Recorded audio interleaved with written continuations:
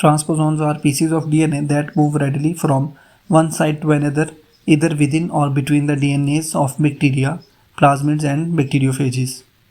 Because of their unusual ability to move, they are nicknamed jumping genes.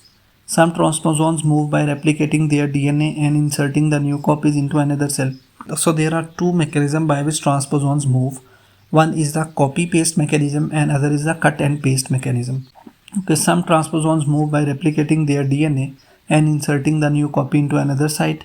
It is called replicative transposition, or we can call it as copy and paste transposition, whereas others are excised from the site without replicating and then inserted into the new site. It is called direct transposition or cut and paste transposition.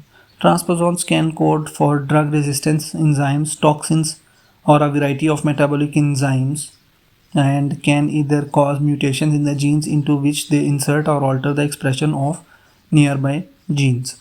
Now let's talk briefly about the structure of a transposon.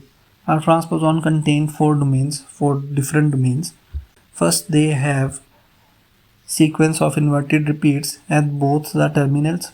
The second domain is the gene for transposase, which is the enzyme that mediates the excision and integration process. The third domain is the antibiotic resistance genes, and the fourth domain is a repressor that regulates the expression of transposase and antibiotic resistance genes.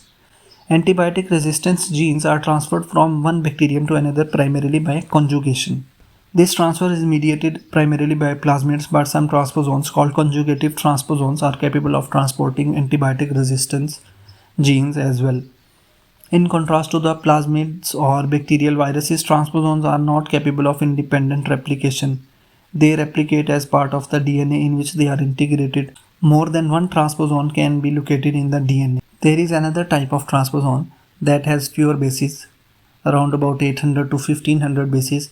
They are called insertion sequences, and they do not code any enzyme for their integration.